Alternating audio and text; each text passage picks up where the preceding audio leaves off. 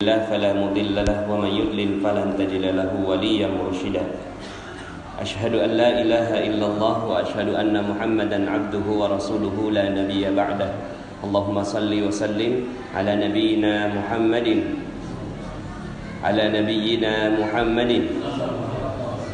وعلى آله وصحبه وجنوده وأنصاره ومن جاهد في سبيله إلى يوم الدين. قال الله تعالى في القرآن الكريم أعوذ بالله من الشيطان الرجيم ومن يتق الله يجعل له مخرجا ويرزقه من حيث لا يحتسب صدق الله العظيم وصدق رسوله النبي الكريم ونحن على ذلك من الشاهدين ولا حول ولا قوة إلا بالله العلي العظيم. Alhamdulillah, segala puji bagi Allah yang memberikan nikmatnya kepada kita semua sehingga di malam puncak dari Ramadan, malam 27, sebagian besar dari seluruh negeri-negeri muslim biasanya di malam 27 adalah malam puncak karena memang ada sebuah hadis dari Rasulullah SAW. Jadi hadis tentang Lailatul Qadar ini ada beberapa menyebutkan bahwa terjadinya di 10 hari terakhir, makanya Rasulullah SAW beriktikaf. Kemudian ada yang menyebutkan terjadinya di malam ganjil, sehingga akhirnya di malam-malam ganjil biasanya ramai masjid. Kemudian ada juga yang hadis menyebutkan tentang di malam ke-27. Seandainya malam-malam yang lain tidak, maka malam 27 ini mau nggak mau mesti dipaksakan. Bagaimana caranya ya diatur sedemikian rupa sehingga akhirnya kita di malam 27 ini betul-betul beribadah kepada Allah Subhanahu wa taala.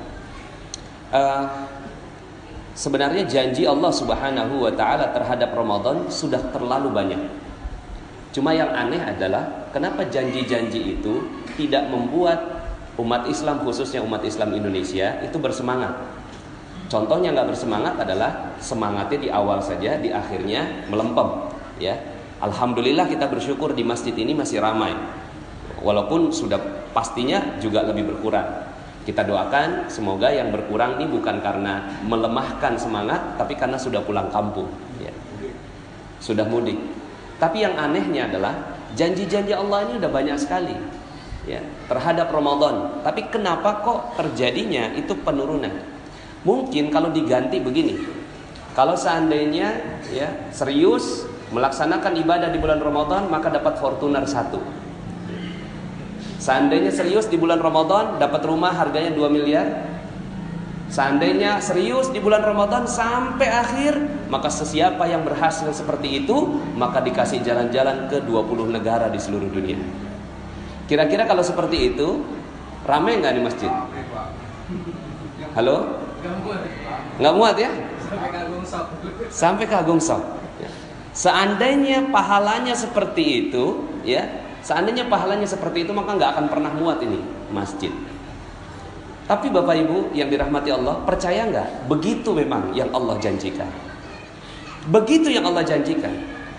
Allah nggak janjikan Ramadan ini untuk akhirat saja, tapi Allah janjikan Ramadan ini untuk dunia juga. Jadi kalau seandainya ada yang tahu betul tentang Ramadan, maka betul-betul dijagain Ramadannya. Dijagain betul-betul sampai akhir. Makin 10 hari terakhir ditinggalin semuanya, dia fokus di Ramadan. Kenapa? Karena pahalanya adalah pahala yang sifatnya dunia juga. Ya. Seandainya kita tahu tentang itu, ya, jadi kalau seandainya nih, ya, nanti di ujung ceramah saya nanti sedikit saya mau hipnotis, ya, boleh ya Bapak Ibu ya? Ya. Yang punya utang lunas semua insya Allah. Ya, ini kan malam 27 kan? Malam 27 ini ajaib Bapak Ibu ya. Nanti saya akan buat atraksi lah di jam 8 insya Allah. Ya. Jadi kalau seandainya tahu betul tentang ketakwaan, tahu betul tentang Ramadan, maka nggak mungkin umat Islam miskin, nggak mungkin. Umat Muslim nggak mungkin miskin. Nggak mungkin terjadi pengusiran luar batang di Jakarta, nggak mungkin. Nggak mungkin punya utang, nggak mungkin terusir dari rumah kontrakan, nggak mungkin berbagai masalah muncul kalau benar-benar memahami tentang konsep Islam dengan baik. Memahami konsep Islam dengan baik kan gini, kita berpikir Islam, ya, kalau apa konotasinya Islam? Islam tuh miskin, jorok, ya, kemudian tak berpendidikan, buang sampah sembarangan, betul? Ini yang di kepala kita kalau bicara tentang Islam. Ya. Kalau bicara tentang Barat, jaya, bersih, rapi, kotanya luar biasa. Ya. Itu yang terbayang di kepala kita. Padahal yang harusnya terjadi adalah kalau dia sudah masuk Islam, udah nggak mungkin miskin, nggak mungkin punya utang, nggak mungkin punya masalah, semuanya masalah beres. Allah semua yang beresin. Masya Allah. Seandainya tahu betul tentang konsep ini. Jadi yang selama ini kita pahami adalah kalau udah masuk Islam dapatnya nanti di akhirat, di dunia kagak dapat. Kata siapa? Di dunia dapat juga. Kalau nggak dapat di dunia, yang salah bukan Allah, yang salah kita. Kalau di dunia ini masih miskin, di dunia masih punya utang, berarti ya yang salah bukan Allah, yang salah kita. Karena sifatnya rezeki datangnya seperti air banjir, Bapak Ibu. Air banjir itu air bah, dia datang dari atas, kita ada di bawah. Kalau air dia dari atas banjir, kemudian kita ada di bawah, ada nggak yang nggak kena air? Nggak mungkin nggak ada ya. Semua kena ya. Kenapa? Karena banjir. Rezeki Allah nih banjirnya kayak gitu. Rezeki Allah datang banjirnya itu seperti banjir dari atas, kita di bawah, bukan lagi dapat rezeki, kelelep sama rezeki. Tenggelam sama rezeki. Kalau tahu konsepnya. Tapi kenapa kok kita dapatnya cuma UMR? UMR ini tetesan rezeki namanya. Jadi ada yang netes dikit, itu tetesan rezeki namanya UMR. Kenapa kok ada orang yang dapat rezeki, ada orang yang nggak dapat rezeki, padahal turunnya begitu sama? Ada satu yang membuat dia tidak mendapatkan rezeki. Apa itu? Orang yang gak dapat rezeki adalah orang yang pasang perisai. Dia pasang benteng, pasang perisai kenceng-kenceng, dan dia cinta betul sama tuh perisai. Dia bilang, ini perisai saya, ini perisai saya. Rezeki datang dari atas, banjir datang dari atas, dia tolak dengan perisainya, sampai akhirnya dia gak dapat rezeki. Kalaupun dapat rezeki, tuh netes rezekinya. Itulah UMR. Jadi sebenarnya kalau bicara tentang konsep rezeki, rezeki itu datangnya banjir, yang nggak dapat adalah orang yang cinta betul sama perisainya. Apa perisainya? Perisainya adalah dosa. Udah nggak ada yang lain. Dosa. Cinta betul sama perisainya, cinta betul sama dosanya, dan dia menganggap bahwa hidupnya adalah hidup harus dengan dosa. Kalau enggak pakai dosa, enggak rame katanya. Kalau enggak pakai dosa, enggak seru katanya. Makanya akhirnya orang siap untuk nonton bola, katanya sekarang lagi musim bola sekarang, betul? Benar ya? Suka betul nonton bola, berapa jam tuh bola? 1,5 jam dengerin ceramah 20 menit, itu pantatnya panas Bapak Ibu. Tapi kalau nonton bola 1,5 jam, kenapa? Karena dia cinta betul sama yang namanya bola, dan bola itulah perisainya. Tapi perisainya ini yang dia cintai. Nah, ini kebalik konsepnya.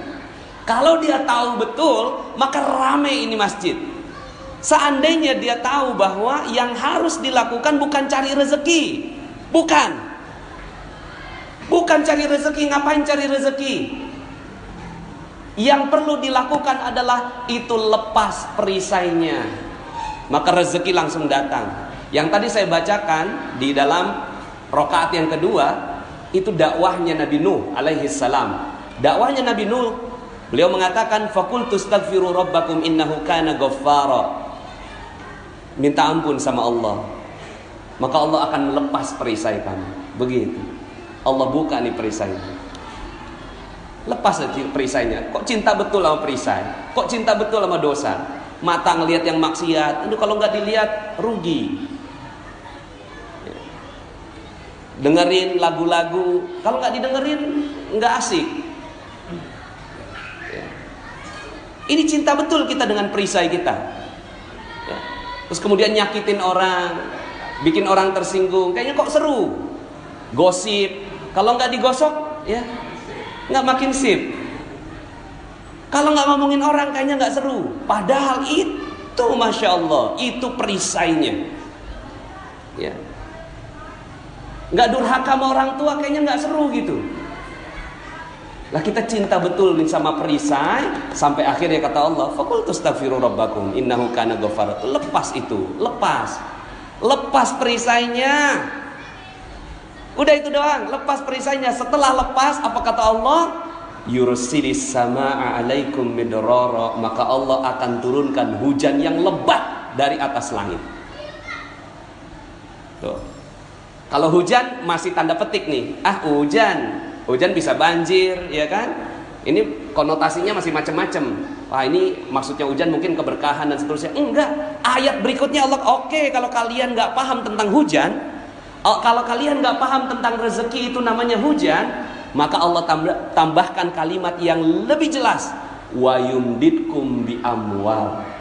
Dan Allah tambahkan amwal. Allah nggak bilang tambahkan keberkahan. Allah nggak bilang tambahkan pahala. Allah nggak bilang tambahkan rezeki. Enggak, langsung Allah katakan wa yumditkum bi amwal. Dan Allah akan tambahkan harta dalam bentuk jamak. Amwal, bukan mal, al amwal. Jadi ini janji Allah Subhanahu wa ta'ala bagi mereka-mereka yang betul-betul melepas perisainya, maka rezekinya akan berlimpah ruah datang pada dirinya. Masya Allah, ya. Maka yang perlu kita sibukkan itu bukan cari rezeki. Ngapain cari rezeki? Rezeki udah ada. Yang kita perlu lakukan adalah bongkar itu perisainya. Allah tambahkan lagi, wa yumditkum bi amwalin wa banin. Allah tambahkan anak-anak. Anak-anak di sini bukan hanya anak biologis, tapi anak-anak perusahaan, cabang-cabang bisnis. Itu Allah tambahkan. Wa yumditkum bi amwalin wa banin wa yaj'al lakum jannat. Dan Allah kasih kepada kalian kebun-kebun gratis semuanya. Dari selain bisnis Anda, selain penghasilan utama, ada jannat, ada kebun-kebun yang lain. Wa yaj'al lakum anhara, dan kamu bukan yang nyiramin itu kebun-kebunnya udah ada sungainya masing-masing sendirian. Masya Allah. Ini janji Allah. Cuma sekarang pertanyaannya, ya, kan udah di Allah bilang nih, siapa yang bertakwa, siapa yang lepas perisainya, akan Allah kasih fortuna. Rumah 2 miliar, jalan-jalan ke 20 negara. Masih ada yang belum mau? Masih ada yang belum mau? Bingung. Apa iya cuma begitu doang? Lah iya begitu. Begitu. Makanya kenapa Umar bin Khattab radhiyallahu anhu penghasilannya 233 miliar per bulan. Itu Umar bin Khattab radhiyallahu anhu. Hartanya dalam kitab Fikih Ekonomi Umar bin Khattab radhiyallahu anhu, Dr. Jarima mengungkapkan beliau punya 70.000 ladang pertanian, masing-masing ladang pertanian harganya 160 juta. Jadi kalau dikalikan sekitar 11,2 triliun itu hartanya Umar bin Khattab radhiyallahu anhu. Ya. Tapi dengan sebegitu kayanya Umar, beliau sudah masuk sampai tahap selanjutnya dari kekayaan, yaitu udah nggak butuh kekayaan. Kekayaan datang, udah banjir, lalu kemudian dia katakan, oke, bukan ini yang aku inginkan surga. Tapi tahap pertamanya dapat harta dulu. Dapat harta, lalu kemudian setelah itu, aduh, ini udah mabok nih, 233 miliar per bulan, Pak. Kalau Bapak Ibu sekarang dapat 233 miliar per bulan, ngapain? Insya Allah. Oke lah, kalau itu udah nggak ada sekarang, udah nggak ada tuh 233 miliar, udah nggak ada, cuma sejarah doang mencatat. Sekarang ini sahabat yang lain yang namanya Utsman bin Affan radhiyallahu anhu, orangnya udah nggak ada. Orangnya udah nggak ada. Kapan nggak adanya? 1400 tahun yang lalu. Udah nggak ada 1400 tahun yang lalu. Sekarang rekeningnya masih hidup.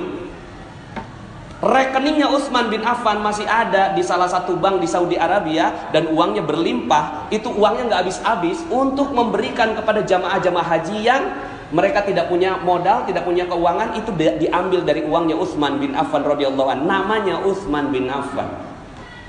Sampai sekarang sumurnya masih ada. Dan sampai sekarang ini Utsman bin Affan akan membangun sebuah hotel di Madinah. Mana orangnya? Udah meninggal. Tapi Utsman bin Affan yang membangunkan. Masya Allah, 1400 tahun yang lalu. Kita orangnya masih hidup, rekeningnya udah nol. Kitanya masih ada, rekeningnya udah habis. Ya, makanya kan kalau ada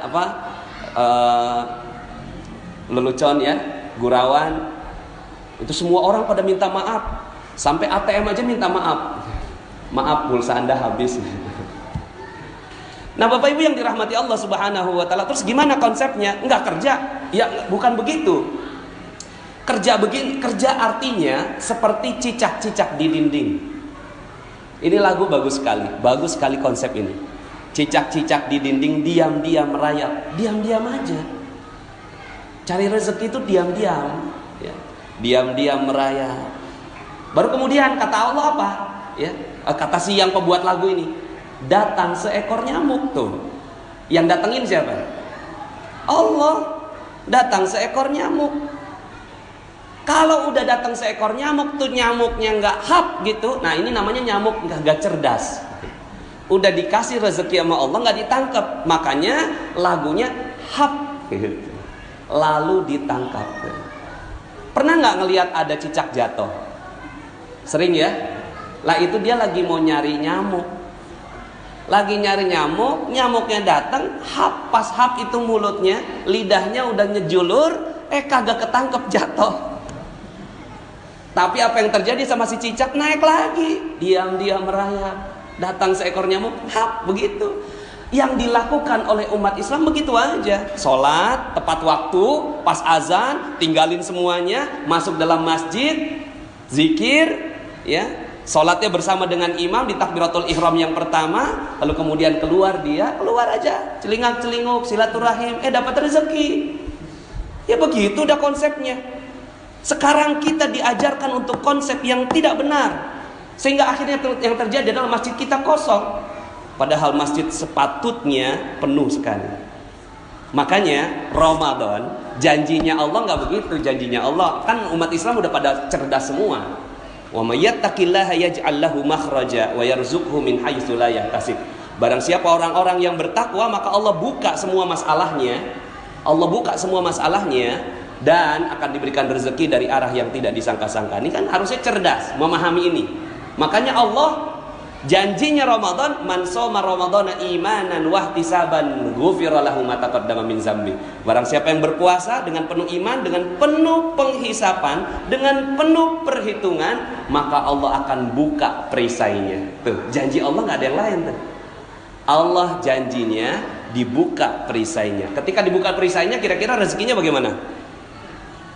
Masya Allah. Salah satu perisai, ini yang mau saya bongkar nih.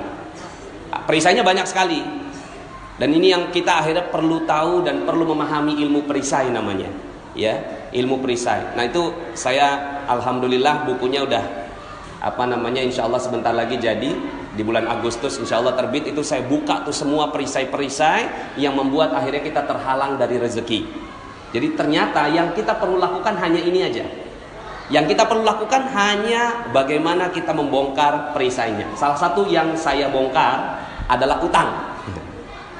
Nih, setelah ini saya mau hipnotis Bapak Ibu semua sehingga akhirnya hutangnya lunas. Ya.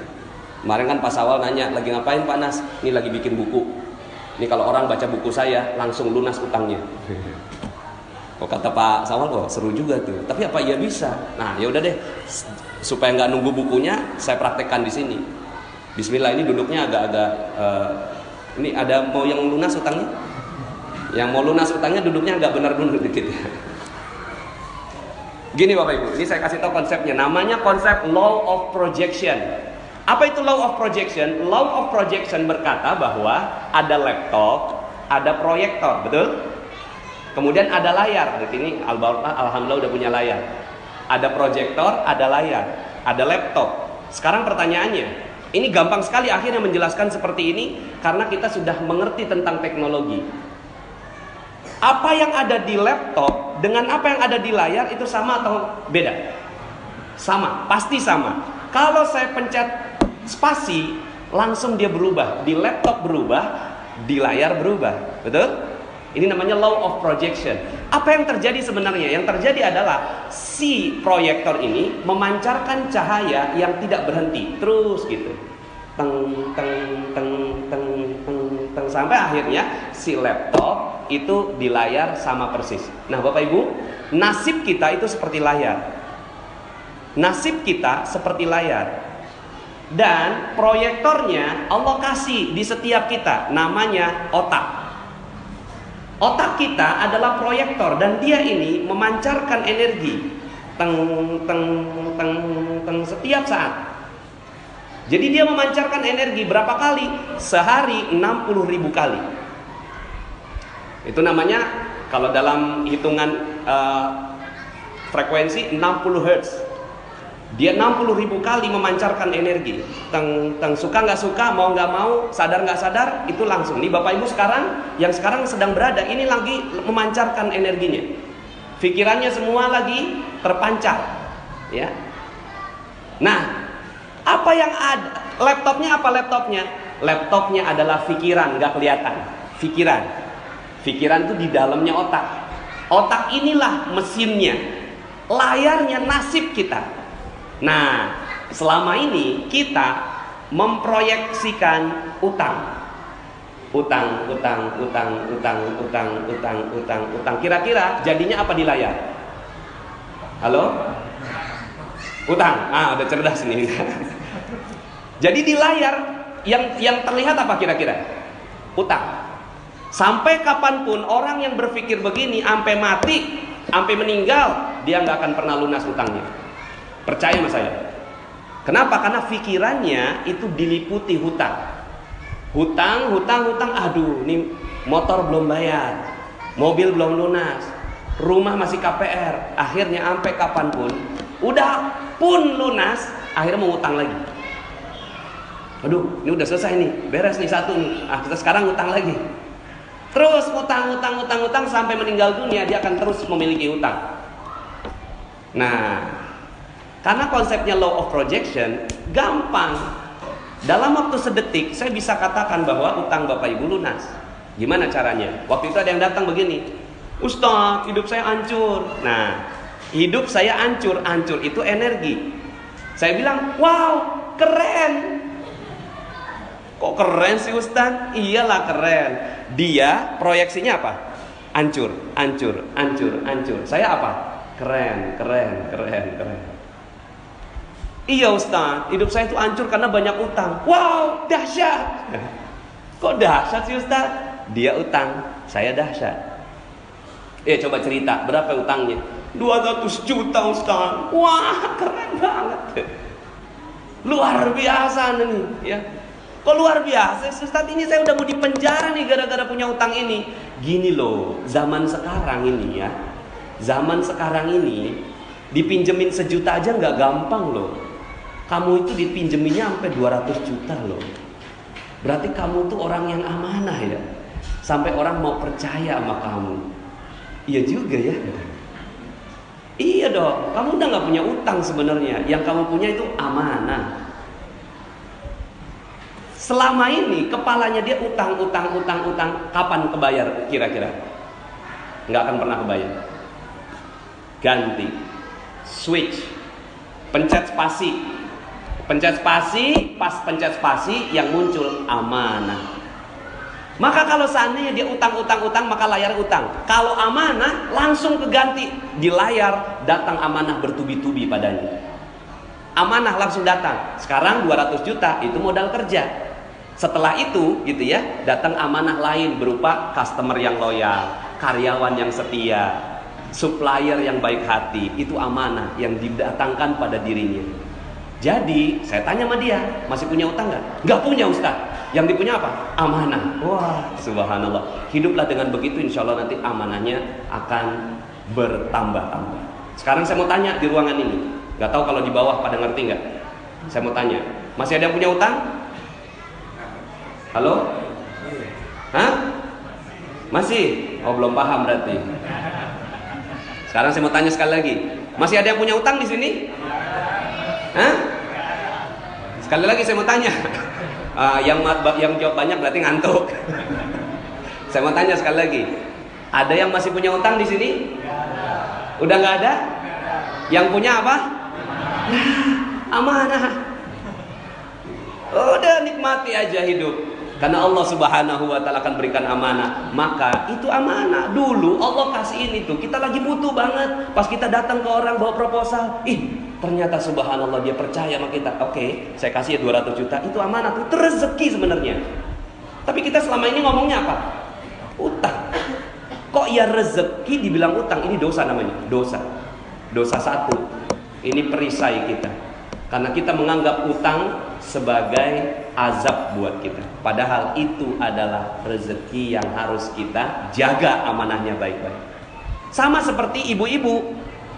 Mohon maaf ya, ibu-ibu lagi ngejemur nih. Pas ngejemur hujan datang. Pas hujan turun ngomongnya gimana? Ya hujan. Padahal hujan itu rezeki atau azab sebenarnya? Halo? Rezeki itu azab, hujan itu azab atau rezeki? Kok kenapa bilang ya hujan? Saat itu dia menolak rezeki. Maka ya, saya buka satu lagi deh, perisai kedua, supaya ini 5 menit boleh ya? Kalau saya punya di kantong saya ini ada permen. Di kantong saya ada permen, cuma permennya udah nggak ada bungkusnya. Saya kasih, ada yang mau makan? Di kantong saya udah ada permen, tapi udah nggak ada bungkusnya. Saya kasih, siapa yang mau? Nggak mau. Akhirnya, ternyata di sebelah kiri saya ini masih ada permen yang alhamdulillah masih ada bungkusnya. Pas saya keluarkan, gitu ya, pas masih ada bungkusnya, masih rapi. Siapa yang mau? Ada yang mau? Pasti mau, betul. Nah, misalnya bapak mau nih. Pas udah mau dimakan, pas dimakan bungkusnya diapain? Anda nih maunya apa sebenarnya? Halo? Kan saya tadi kasih nggak ada bungkusnya. Udah benar-benar udah saya kasih nggak ada bungkus. Ini bagus banget nih, ini. Ya silakan, nggak mau. Pas saya kasih ada bungkus, ya bungkusnya dibuang. Saya tersinggung dong. Sebenarnya yang Anda mau apa sebenarnya? Hah? Yang dimau adalah itu permen yang bersih, betul? Bapak Ibu, Allah kasih rezeki dengan cara begitu. Allah kasih rezeki nggak mungkin langsung rezekinya, perlu ada bungkusnya. Bungkusnya kita nggak butuhkan. Bungkusnya itulah yang namanya musibah, ujian, cobaan, hal yang kita nggak butuh. Pas setelah itu apa yang kita lakukan? Yang kita lakukan kita buang. Tapi sebenarnya ada nggak sih tukang kurir Tiki JNE datangnya kagak pakai bungkus? Coba kalau seandainya datangnya, maaf Pak, ini nggak ada bungkusnya nih. Ya, kira-kira Anda mau terima nggak? Oh, komplain saya. Nanti gimana kalau seandainya ada apa-apa nih? Betul? Jadi kalau seandainya nih kurir nih datang bawa bungkusnya, Anda nggak tahu di dalamnya isinya apa. Anda tanda tangan nggak? Dia tanda tangan kan? Oke, saya tanda tangan, terima. Artinya kita terima tuh bungkusnya. Tapi ada nggak? Misalnya begini, aduh maaf nih saya nggak terima bungkusnya. Udah kebanyakan bungkus di rumah saya. Buka aja deh bungkusnya. Nanti isinya yang saya tanda tangan. Apa kata si tukang kurirnya? Aduh maaf Pak, saya nggak berani. Ya udah kalau nggak berani pergi aja. Itulah yang kita lakukan setiap hari. Ini rezeki datang berupa hujan. Pas lagi ngejemur, hujan turun. Ya hujan, itu bungkusnya. Tapi apa yang kita lakukan? Kita usir malaikat pembawa rezeki. Siapa namanya? Anak-anak nggak boleh jawab. Anak-anak nggak boleh jawab. Karena anak-anak nggak cari rezeki. Anak-anak nggak cari rezeki. Saya mau tanya bapak-bapak, Pak, namanya malaikat pembawa rezeki siapa? Tuh, mau dapat rezeki nggak kenal. Halo, halo. Ini perisai berikutnya. Ayo diurut, mungkar, nakir itu dikubur Pak. Ya. Ayo ada yang tahu? Israel itu pencabut nyawa. Israfil peniup sangkakala. Jibril itu malaikat pembawa wahyu. Ada siapa lagi ya? Alhamdulillah. Ini Pak, kalau kita kagak tahu mereknya, kita kagak dapat rezeki. Mereknya aja kita lupa. Namanya Mikail. Malaikat Mikail itu bawa rezeki tiap hari, rajin betul malaikat Mikail dari atas. turun ke bawah bawa rezeki, tapi bungkusnya duluan. Apa yang kita lakukan terhadap malaikat Mikail? Maaf, saya nggak butuh kamu, pergi malaikat Mikail. Oke ya, saya cuma kurir. Man yuridillahu bihi khairan yusib minhu. Barang siapa yang mau Allah kasih rezeki, Allah kasih musibah terlebih dahulu. Nah, ini kita nggak tahu nih. Tuh, rezeki kita apain selama ini? Kita mengeluh, ya, kita nggak suka dan seterusnya. Nah, ini baru 2 perisai saya buka, udah enteng. Sekarang saya mau tanya, masih ada yang punya utang di sini? Halo? Masih ada yang punya utang? Inilah ceramah paling cepat ngelunasin utang orang. Ada jalanan macet nggak di Jakarta? Halo? Hah? Halo, ada jalanan macet nggak di Jakarta?